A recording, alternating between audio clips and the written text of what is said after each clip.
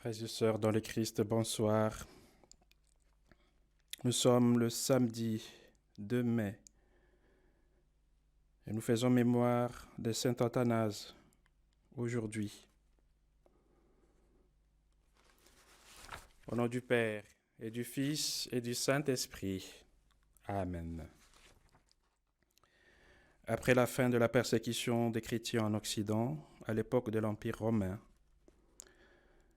et l'avènement de la paix constantinienne, une crise interne a risqué de mettre à bout l'élan du christianisme au début du IVe siècle. Elle a été provoquée par l'hérésie la plus radicalement antichrétienne qui a secoué l'Église jusqu'en ses fondements. À Alexandrie, un prêtre nommé Arius s'était mis à nier la divinité de Jésus-Christ, enclenchant ainsi le débat qui a divisé la chrétienté pendant plus de 50 ans, c'est-à-dire jusqu'au concile de Constantinople en 381. Mais ce débat a fini par se dénouer et a contribué à la définition de la profession de la foi chrétienne. Au concile œcuménique de Nicée en 325, Arius a été condamné et la foi en la divinité de Jésus a été définie. Jésus est Dieu, né de Dieu, engendré, non pas créé, consubstantiel au Père. Athanase, le chef de file de l'orthodoxie de l'Église à cette époque, ne craignait ni l'empereur romain, qui n'était pas stable dans sa position théologique, ni le synode d'évêques soumis au pouvoir impérial, ni la police, ni la souffrance. Sans recourir à la violence, il a défendu la foi chrétienne et ainsi témoigné de l'espérance qui était en lui. En 45 ans d'épiscopat, il a subi 5 exils. Il est, comme le note fort bien la géographe du jour, inflexible dans la foi, le type achevé du pasteur qui tient tête pour défendre mieux que la vie elle-même les raisons de vivre de son peuple. L'homme de caractère que fut Athanase n'était pas seulement intrépide dans l'action. Il savait aussi écrire, tant pour exalter la vie érémitique que pour exposer la foi face aux Ariens et dire la tendresse de l'amour de Dieu manifesté par le Christ, Dieu fait homme, en qui il mettait toute son espérance pour aimer Dieu et pour aimer le prochain, car Dieu se fait homme pour que l'humanité soit divinisée. Le mémoire de saint Athanase tombe en pleine période de la célébration pascale. Le confinement préventif ne peut donc ôter notre joie de la vie nouvelle apportée par le Christ ressuscité. Associons-nous à la joie des premiers chrétiens et revivons leur expérience de la vie dans le Christ et de la mission, en écoutant la lecture de la parole de Dieu qui a fait son chemin avec les premiers chrétiens sous l'action de l'Esprit Saint, dans la crainte du Seigneur et dans l'amour. La parole de Dieu pour ce soir est tirée du livre des Actes des Apôtres, au chapitre 9e, du 31e au 42e verset. Nous allons écouter la parole de Dieu après que nous aurons tourné vers le Seigneur et nous aurons prié. Prions. Dieu qui renouvelle par le baptême tous ceux qui croient en toi. Toi, notre Dieu éternel et tout-puissant, tu as choisi l'évêque Athanase pour défendre la foi en la divinité de ton Fils. Accorde-nous la grâce à son enseignement et sous sa protection de te connaître toujours mieux pour aimer davantage. Par Jésus-Christ, ton Fils, notre Seigneur et notre Dieu, qui règne avec toi et le Saint-Esprit, maintenant et pour les siècles des siècles. Amen. Et nous écoutons la parole de Dieu. En ce jour-là, l'Église était en paix dans toute la Judée, la Galilée et la Samarie. Elle se construisait et elle marchait dans la crainte du Seigneur. Réconfortée par l'Esprit Saint, elle se multipliait. Or, il arriva que Pierre, parcourant tout le pays, se rendit aussi chez les fidèles qui habitaient Lod. Il y trouva un homme du nom de Énéas, alité depuis 8 ans, parce qu'il était paralysé. Pierre lui dit, Énéas, Jésus-Christ t'est guéri. Lève-toi et fais ton lit toi-même. Et aussitôt il se leva. Alors tous les habitants de Lod et de la plaine de Saron purent le voir. Et ils se convertirent en se tournant vers le Seigneur. Il y avait aussi à Jaffa une femme disciple du Seigneur nommée Tabitha, ce qui se traduit Dorcas, c'est-à-dire gazelle. Elle était riche de bonnes œuvres et des aumônes qu'elle faisait. Or, il arriva en ces jours-là qu'elle tomba malade et qu'elle mourut. Après la toilette funèbre, on la déposa dans la chambre haute. Comme Lod était près de Jaffa, les disciples, apprenant que Pierre s'y trouvait, lui envoyèrent 2 hommes avec cet appel. « Viens chez nous sans tarder. » Pierre se mit en route avec eux. À son arrivée, on le fit monter à la chambre haute. Toutes les veuves en larmes s'approchèrent de lui. Elles lui montraient les tuniques et les manteaux confectionnés par Dorcas quand elle était avec elle. Pierre mit tout le monde dehors. Il se mit à genoux et pria. Puis il se tourna vers le corps et il dit, « Tabitha, lève-toi. » Elle ouvrit les yeux et voyant Pierre, elle se redressa et s'assit.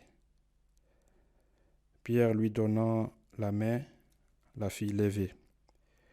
Puis il appela les fidèles et les veuves et la leur présenta vivante. La chose fut connue dans toute la ville de Jaffa et beaucoup crurent au Seigneur. Parole du Seigneur. Nous rendons grâce à Dieu.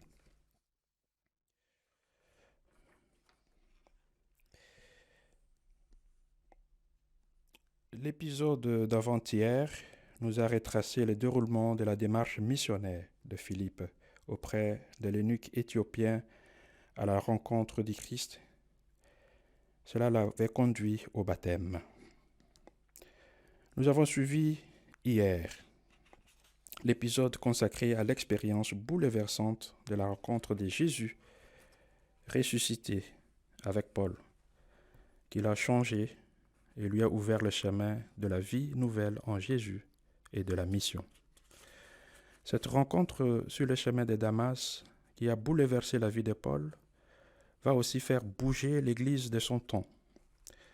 Paul apportera un nouveau souffle missionnaire à l'Église. Mais il ne le fait pas de n'importe quelle manière. Il se rend d'abord à Jérusalem rencontrer les apôtres. Parce qu'il faut que sa conversion soit authentifiée par l'Église. Mais là, il rencontre aussi l'opposition de ses anciens coreligionnaires, hostiles au christianisme. C'est ainsi qu'il se verra obligé d'aller ailleurs, prêcher la bonne nouvelle en dehors de la Palestine. Malgré tout cela, l'historien du salut, qui a écrit les Actes des Apôtres, Saint Luc donc, il rapporte ces faits, il note consciencieusement dans son livre des Actes des Apôtres, que l'Église était en paix à ce moment-là. Pourquoi il dit cela? C'est parce que l'Église est partout et dans tous les événements conduite par l'Esprit Saint et dans la crainte du Seigneur. Cela donne à l'Église du réconfort, ça lui donne la force qui lui permet de poursuivre sa mission en paix et avec courage et de se multiplier. Elle ne marche que sous la crainte du Seigneur. C'est dans ce sens que nous prions aujourd'hui, en ce soir, et nous prions aussi chaque jour dans nos cénacles, et spécialement nous le relayons par la voix des ondes en demandant au Seigneur de nous combler de la force de l'Esprit Saint pour que nous puissions, malgré tout, continuer à accomplir cette mission noble reçue du Seigneur. Nous prions les uns pour les autres. La suite du récit fait intervenir Pierre à travers 2 actes prophétiques qui renvoient à l'activité même de Jésus. Les 2 miracles opérés par Pierre montrent que Jésus est encore à l'œuvre dans l'Église à travers son œuvre. Il permet à Pierre d'œuvrer à la croissance de l'Église dans la paix. Avec cette croissance tranquille de l'Église, Pierre et Paul ont pu visiter, encourager, réconforter, réorganiser l'Église dans sa divine mission dans le monde. C'est dans ce sens que Paul, par exemple, écrit aux Corinthiens, pour ne citer que cet épître parmi les autres, et il termine en donnant des instructions nécessaires concernant la vie matérielle, annonçant ses projets de voyage, soulignant l'importance du personnel pour la mission et l'amour de l'Église. 1 Corinthiens, chapitre 16. Des jeunes et des adultes seront baptisés et confirmés après le déconfinement dans notre diocèse et dans l'Église. Avec eux, Luc nous livre les témoignages de courage laissés par Pierre et Paul. Tous les missionnaires qui nous ont précédés nous laissent ce message de poursuite de la mission sous la conduite de l'Esprit Saint et dans la crainte du Seigneur. Nous devons nous épauler les uns les autres et avec le souffle nouveau que ces jeunes et ces adultes apportent à l'Église, ensemble marcher avec eux dans la crainte du Seigneur sur le chemin de la mission pour que l'Église, réconfortée par l'Esprit Saint, se multiplie. Le Christ vit dans l'action de son Église. Pierre l'a montré à travers les 2 miracles prophétiques qu'il a opérés. Il nous engage à témoigner de l'espérance que procure le Christ en nous. Écoutons ce qu'il recommande dans sa première lettre. Vous devez toujours être prêts à vous expliquer devant tous ceux qui vous demandent des comptes de l'espérance qui est en vous. Mais faites-le avec douceur et respect. 1 Pierre, chapitre 3, verset 15. Saint Athanase, dont nous faisons mémoire aujourd'hui, a contribué dans ses efforts communs des disciples du Christ pour le triomphe de l'orthodoxie dans la confession de foi avec la force que le Christ donne à son Église. Prions pour l'accueil de ces dons de l'Esprit Saint. Amen.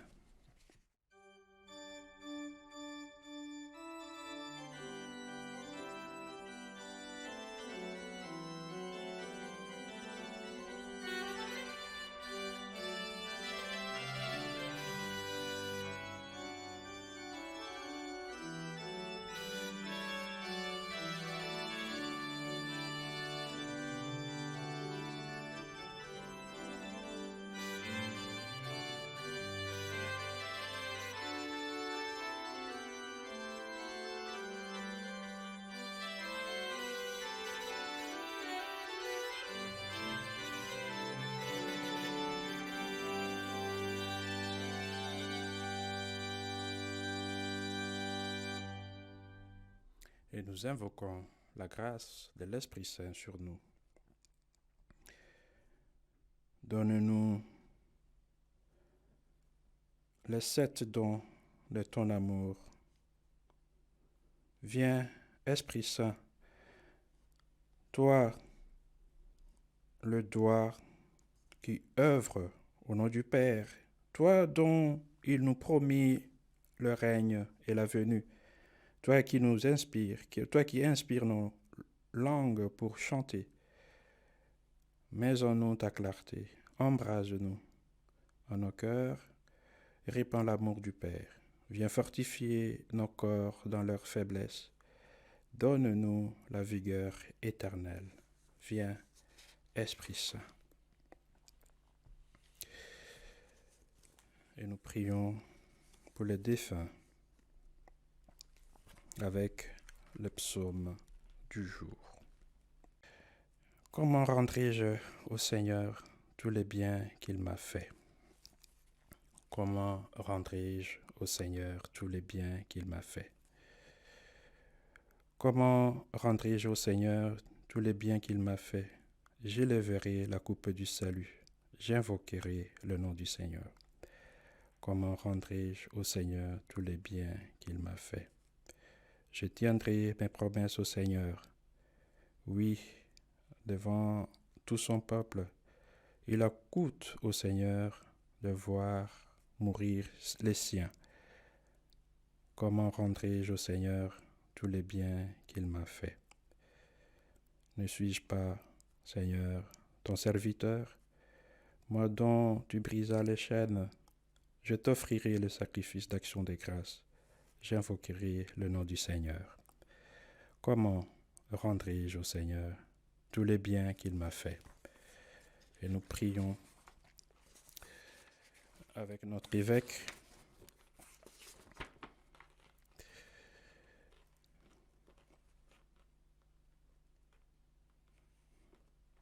Dieu très bon,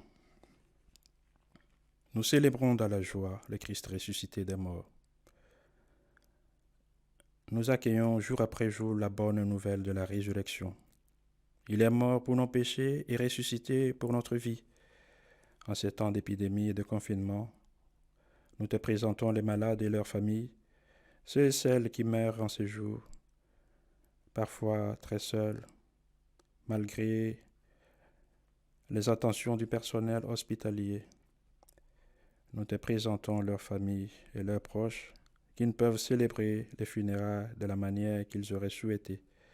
Seigneur ressuscité, visite les uns et les autres dans leur cénacle intérieur. Viens apporter de la lumière dans leurs douleurs et leurs angoisses.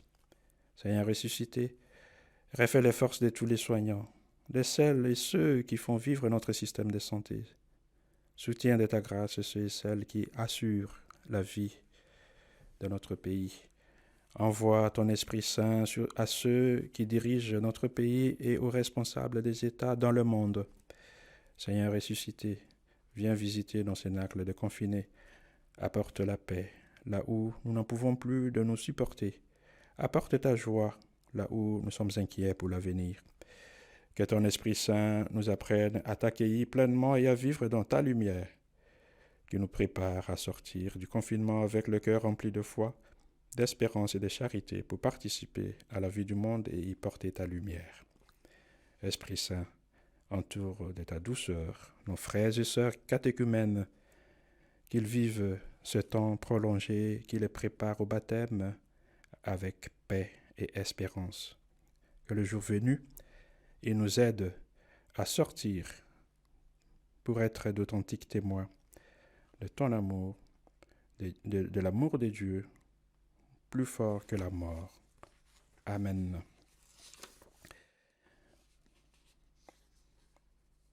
Et nous prions comme le Seigneur nous l'a appris. Notre Père, qui es aux cieux, que ton nom soit sanctifié, que ton règne vienne, que ta volonté soit faite sur la terre comme au ciel. Donne-nous aujourd'hui notre pain de ce jour. Pardonne-nous nos offenses, comme nous pardonnons aussi à ceux qui nous ont offensés. Et ne nous laisse pas entrer en tentation, mais délivre-nous du mal. Car c'est à toi qu'appartiennent le règne, la puissance et la gloire pour les siècles des siècles. Amen. Et nous tournons vers notre Mère, la Vierge Marie, et nous prions. Je vous salue Marie, pleine de grâce. Le Seigneur est avec vous. Vous êtes bénie entre toutes les femmes, et Jésus, le fruit de vos entrailles, est béni. Sainte Marie, Mère de Dieu, priez pour nous, pauvres pécheurs, maintenant et à l'heure de notre mort. Amen.